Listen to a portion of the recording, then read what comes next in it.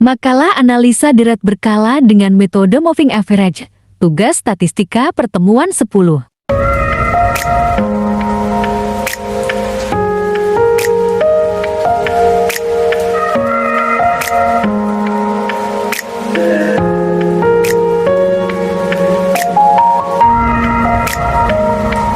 Assalamualaikum warahmatullahi wabarakatuh.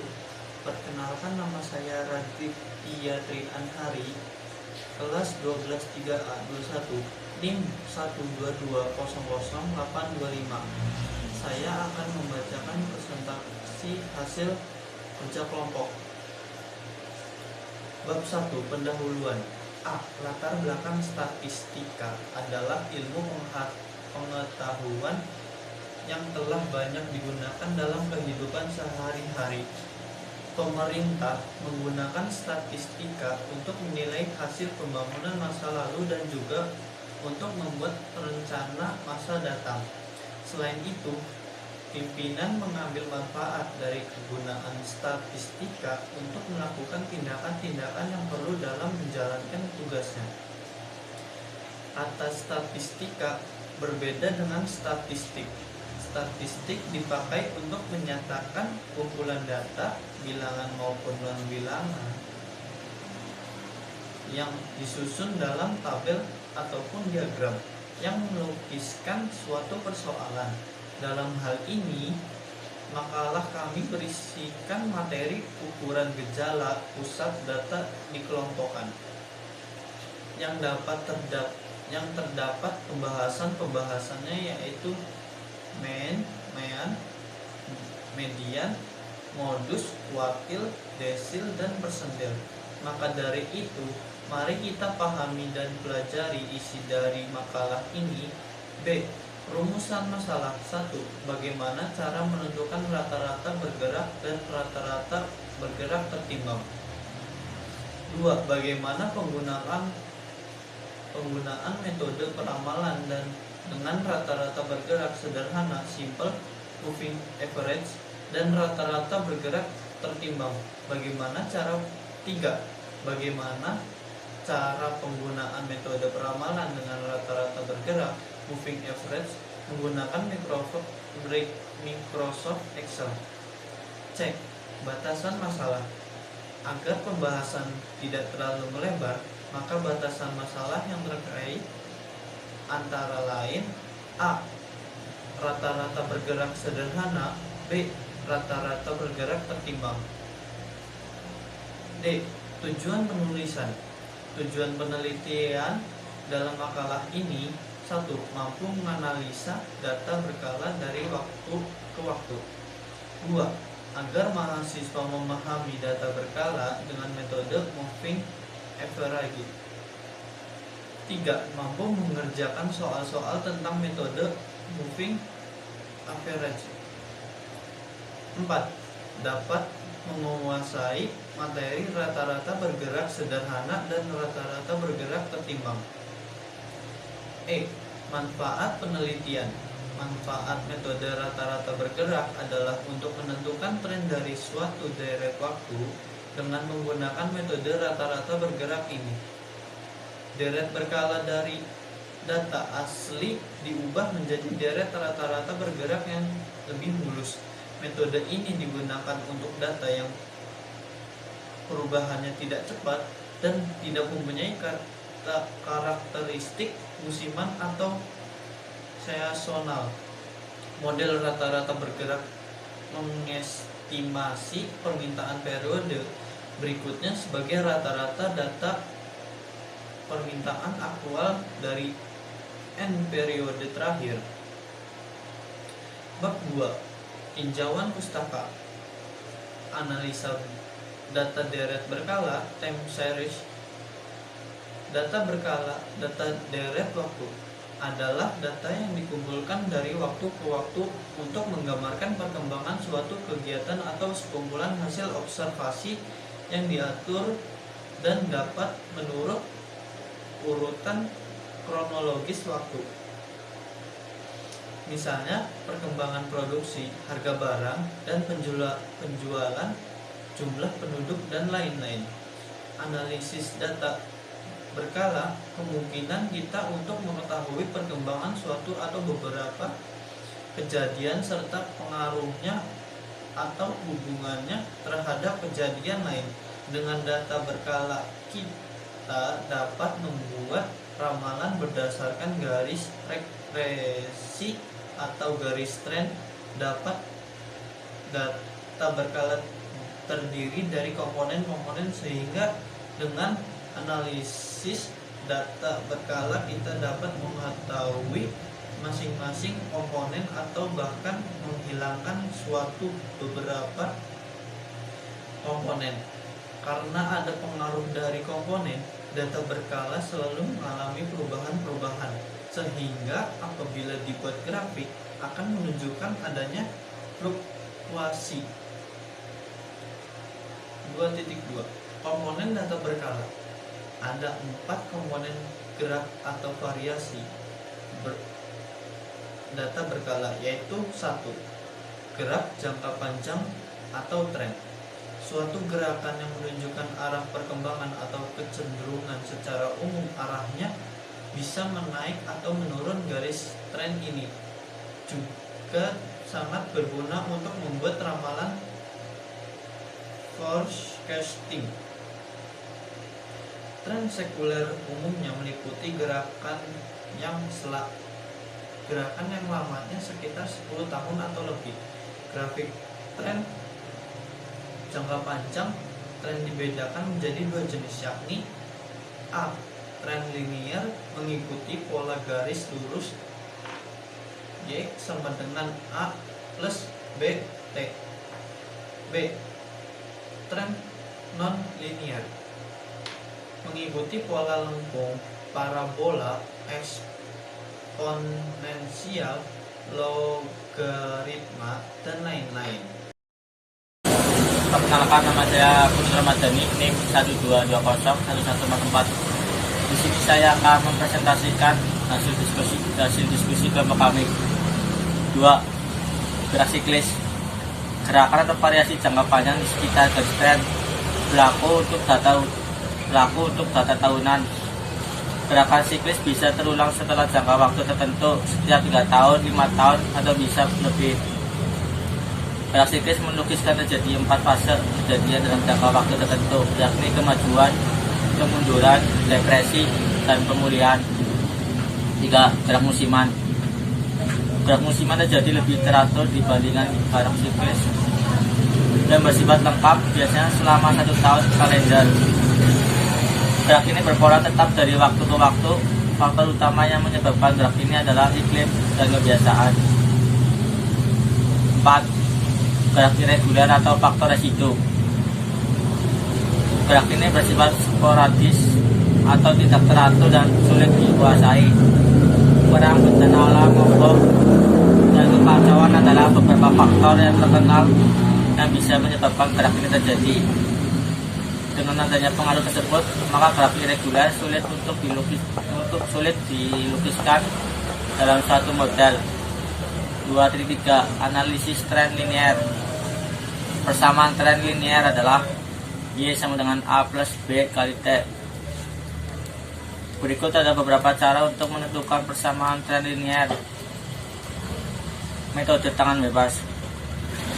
Langkah-langkah. 1. Buat sumbu datar T dan sumbu tegak Y, di mana T menyatakan variabel waktu, tahun, bulan, dan lain-lain, dan Y menyatakan variabel yang akan dianalisis nilai data berkalanya. Buat diagram pencarian dari koordinat T dan Y. 2. Tarik garis yang dapat mewakili atau paling tidak mendekati semua titik koordinat yang membentuk diagram pencarian tersebut. 3. Jika garis yang terbentuk bergerak di sekitar garis lurus, maka cukup alasan untuk menentukan bahwa tren yang terbentuk adalah tren linear. Sedangkan apabila garis terbentuk cenderung lengkung, maka tren yang terbentuk adalah tren non-linear. 2.4 Peramalan. Pada dasarnya peramalan adalah merupakan suatu dugaan atau perkiraan tentang terjadinya suatu keadaan di masa depan, tetapi dengan menggunakan metode tertentu, maka maka peramalan akan menjadi lebih dari sekedar perkiraan.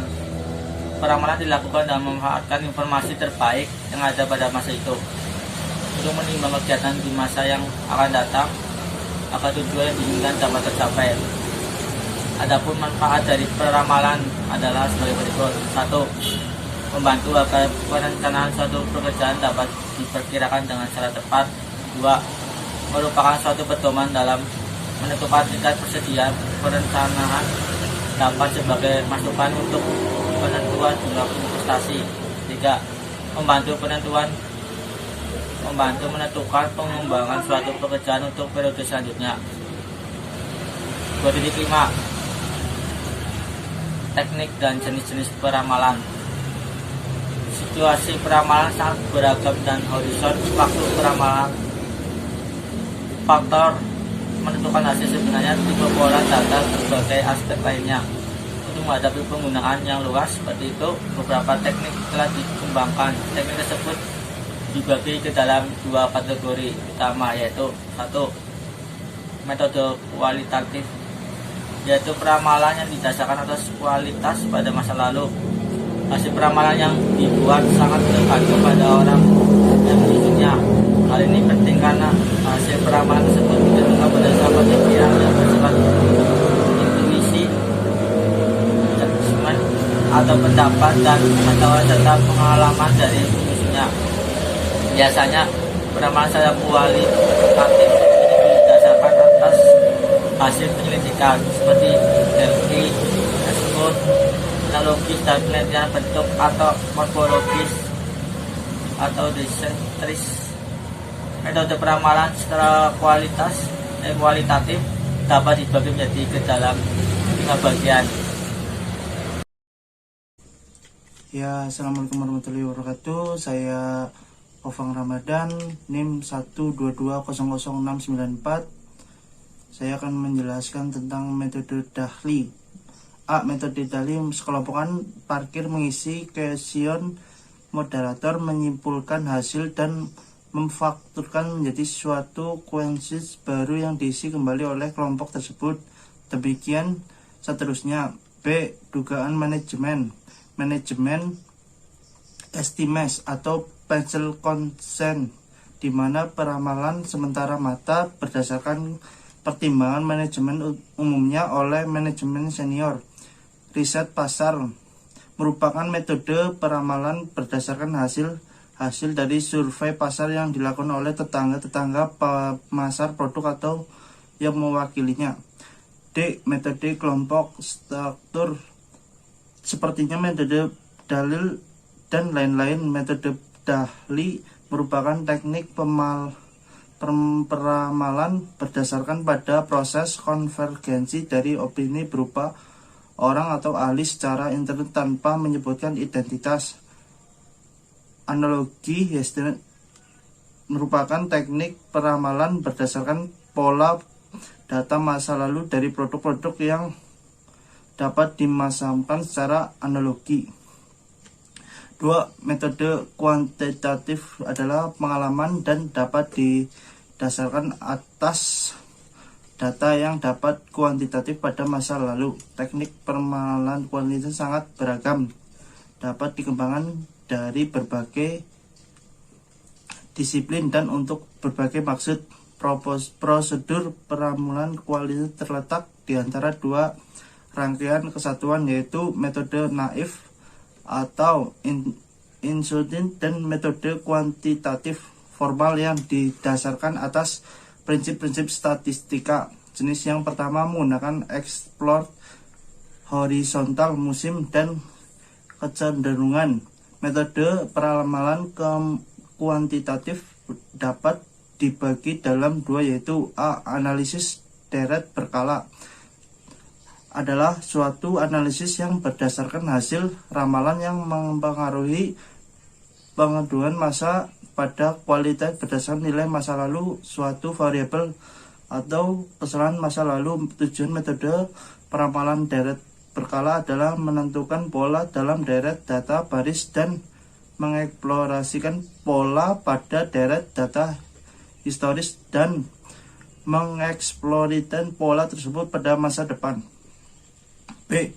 Metode sekual adalah suatu metode yang menggunakan pendekatan sebab akibat dan bertujuan untuk meramaikan keadaan di masa yang akan datang dengan menemukan dan mengukur beberapa variabel tidak bebas yang akan diramaikan. Tujuan dari metode kausal adalah menentukan bentuk hubungan tersebut dan menggunakan untuk meramaikan nilai pendapat dari variabel tidak bebas. 2.6 Metode rata-rata bergerak.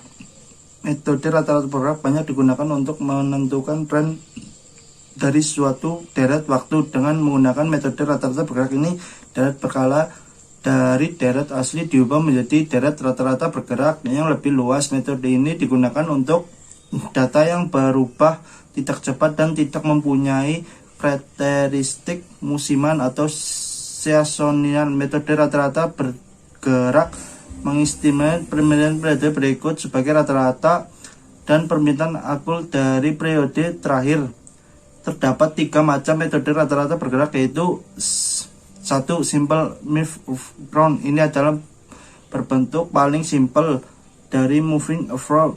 Indikator dihitung dengan menggunakan rata artimen dari salah satu set nilai tertentu. Dengan kata lain, seringkali data aset digunakan dalam bentuk untuk kemudian berbagai dengan harga aset di set tertentu tersebut. 2. Content moving average.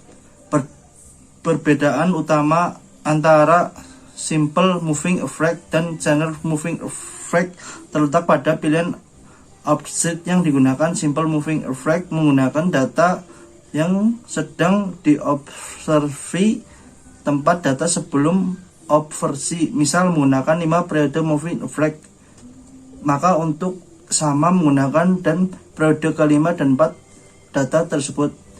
Sebaliknya, untuk cuma cantar berarti rata antar data sekarang dengan menggunakan data sebelumnya dan data sesudahnya. Misalnya untuk periode moving, maka sama menggunakan data periode disebut dengan data definite sebagai berikut, di mana yaitu adalah nilai tangan dari interval L dan operasi kurung buka L min 1 kurung tutup per 2 observasi merupakan data sebelum dan sesudahnya. Misal CMA 5 periode, maka YT adalah YT5. Interview dimulai dari YT3 sampai YT7.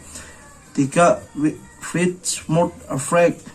Fit moving average adalah metode peramalan dengan memberikan pembobotan lebih berat pada data yang baru dan mengurangi bobot pada data lampau. High moving average merupakan salah satu model average dan salin model average, model average atau model alignment model.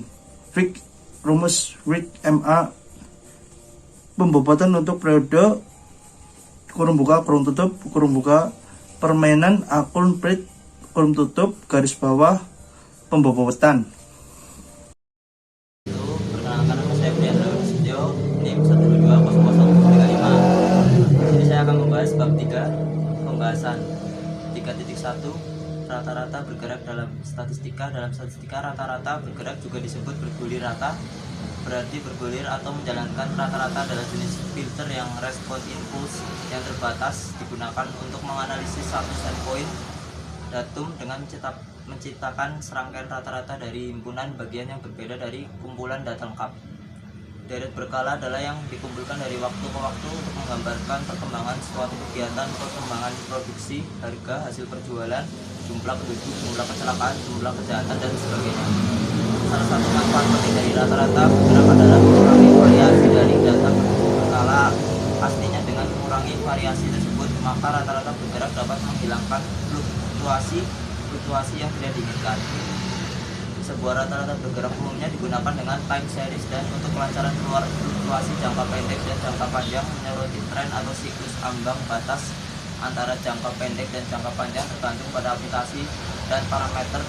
Moving average akan ditetapkan sesuai sebagai contoh sering digunakan dalam analisis teknis dari data keuangan seperti saham, harga, kembali atau volume perdagangan hal. Ini juga digunakan dalam bidang ekonomi untuk memeriksa produk domestik, bruto, pekerjaan, dan atau deret waktu lainnya, makroekonomi. Secara matematis, rata-rata bergerak adalah jenis konvolusi dan sehingga dapat dilihat sebagai contoh dari low pass filter yang digunakan dalam pemrosesan sinyal ketika digunakan dengan non-data time series, sebuah filter moving average komponen frekuensi yang lebih tinggi tanpa sambungan khusus untuk waktu. Meskipun biasanya beberapa jenis pemesan tersirat dilihat simplistically dapat dianggap sebagai merapikan data. 3.2 komponen deret berkala. 4 komponen deret berkala. 1 tren sekuler, yaitu gerakan yang berjangka panjang lamban seolah-olah alun ombak dan berkecenderungan menuju ke satu arah menaik atau menurun. Ciri-ciri tren sekuler umumnya meliputi gerakan yang lamanya 10 tahun atau lebih. Tren digunakan dalam melakukan peramalan forecasting. Metode yang biasanya dipakai antara lain adalah metode semi average dan metode least square. 2 variasi musim, yaitu ayunan sekitar tren yang bersifat musiman serta kurang lebih teratur. 3 variasi sikli, yaitu ayunan tren yang berjangka lebih panjang dan agak lebih tidak teratur. 4 variasi random atau residu, yaitu gerakan yang tidak teratur sama sekali. 3.3 rata-rata bergerak sederhana. Rata-rata bergerak sederhana yang sering digunakan untuk meratakan deret berkala yang bergelombang adalah metode rata-rata bergerak. Metode ini dibedakan atas dasar jumlah tahun yang digunakan untuk mencari rata-ratanya. Jika digunakan 3 tahun sebagai dasar pencarian rata-rata bergerak 3 tahun. Prosedur menghitung rata-rata bergerak sederhana per 3 tahun sebagai berikut. 1. Jumlahkan data selama 3 tahun berturut-turut, hasilnya diletakkan di tengah-tengah tahun tersebut. 2.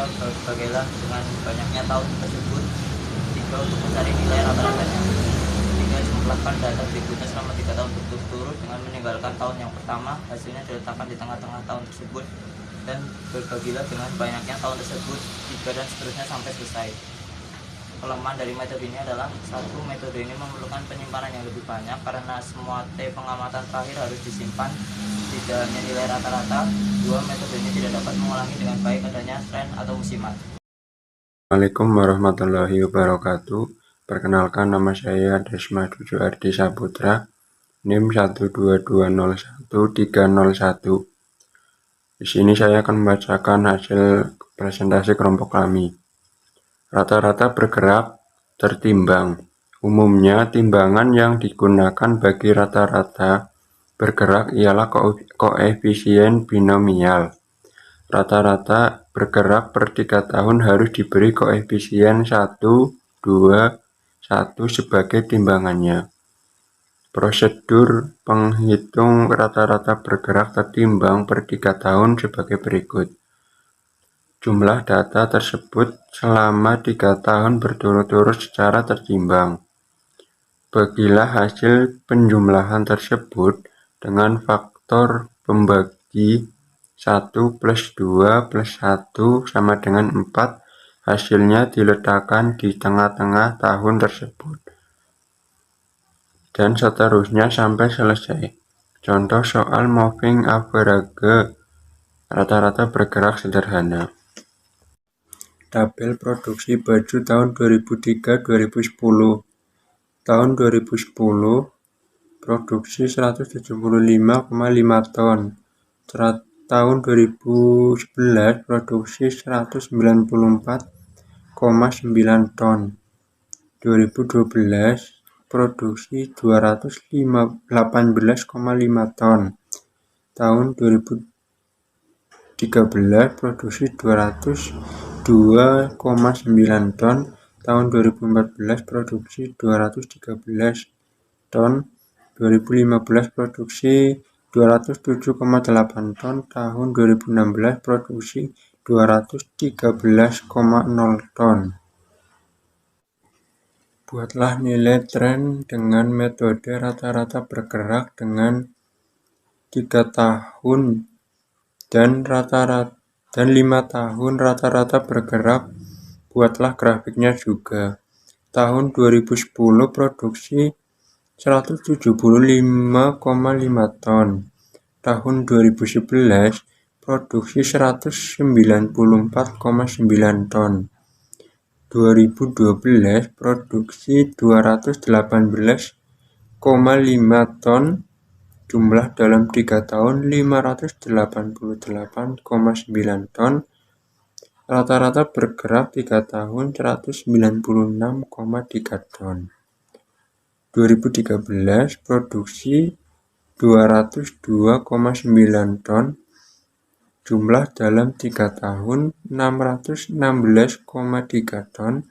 Rata-rata bergerak 3 tahun 205,4 ton.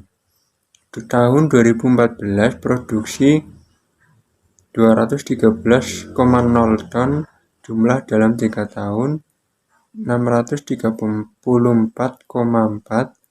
Jumlah 5 tahun 1004,8 ton. Rata-rata bergerak 3 tahun 211,5 ton. Rata-rata bergerak 5 tahun 200,96. Tahun 2015 produksi 207,8 ton. Jumlah 3 tahun 623,7 ton. Jumlah 5 tahun 1037,1. Rata-rata bergerak dalam 3 tahun 207,9. Rata-rata bergerak 5 tahun 207,42. Tahun 2016 produksi 213,0 ton. Jumlah 3 tahun 633,8 ton. Jumlah 5 tahun 1055,2. Rata-rata bergerak 3 tahun 211,3. Rata-rata bergerak 5 tahun 211,04.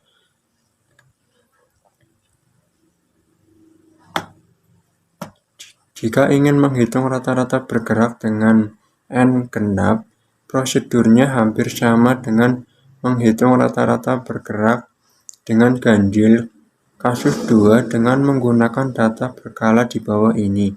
Tentukanlah A rata-rata bergerak 2 tahun, B rata-rata bergerak tertimbang 3 tahun, tabel besar pinjaman suatu negara atau miliar rupiah.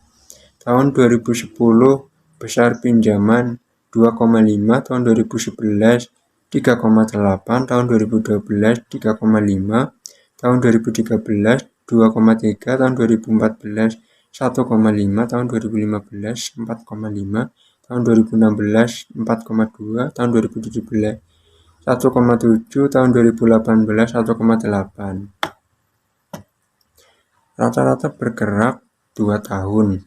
Tahun 2010 data asli 2,5, tahun 2011 3,8. Total bergerak 2 tahun 13,6. Rata-rata bergerak 2 tahun 3,4. Tahun 2012 data asli 3,5. Total bergerak 13,1.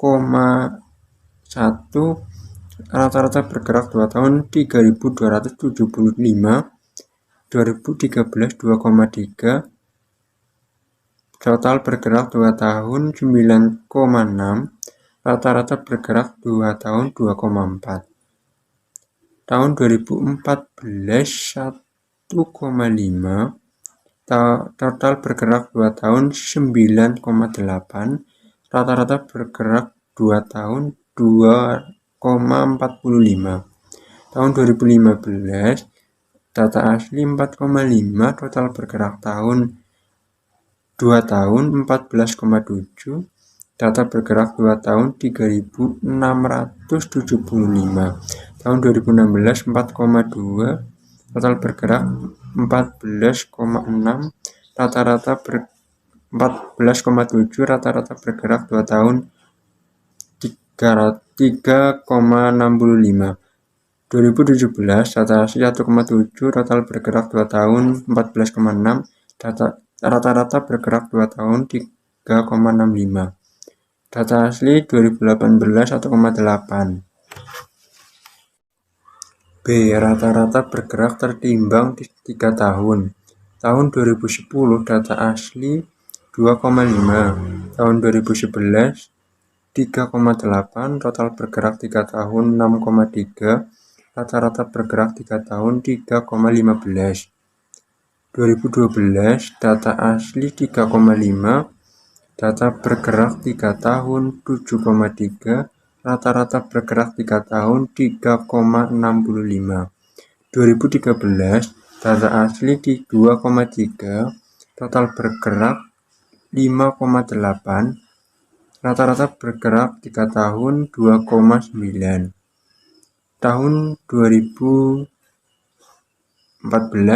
data asli 1,5, total bergerak 3 tahun 3,8, rata-rata bergerak 3 tahun 1,9. Tahun 2015 data asli 4,5, total bergerak 3 tahun 6, rata-rata bergerak 3 tahun 3.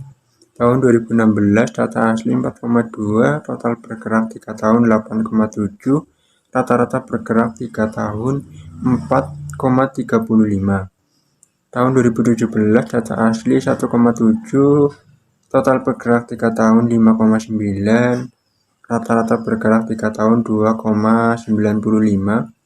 Tahun 2018 data asli 1,8, total bergerak 3 tahun 3,5, rata-rata bergerak 3 tahun 1,75. Bab 4. Kesimpulan. Dua jenis yang paling umum adalah simple moving average dan exponential moving average. Simple moving average adalah bentuk paling sederhana moving average. Moving average lebih halus dibandingkan dengan exponential moving average. Akan tetapi, simple moving average rentan terhadap lonjakan atau spike harga. Jika menggunakan exponential moving average dapat membantu Anda dalam melihat suatu tren lebih cepat, akan tetapi rentan terhadap sinyal palsu. Anda dapat menggunakan moving average dalam membantu Anda untuk menentukan sebuah tren, kapan harus masuk dan kapan tren tersebut akan segera berakhir. Moving average dapat digunakan sebagai support dan resistansi dinamis. Salah satu cara terbaik untuk menggunakan moving average adalah menggunakan beberapa moving average, sehingga Anda bisa melihat kedua pergerakan jangka panjang dan jangka pendek. Saran: diharapkan mahasiswa mampu memahami materi pembahasan dan mampu mengerjakan soal-soal analisa dari berkala dengan metode moving average. Daftar pustaka Rian Dwisya 2012 Statistika Deskripsi itu mudah Tangerang Jelajah Nusa.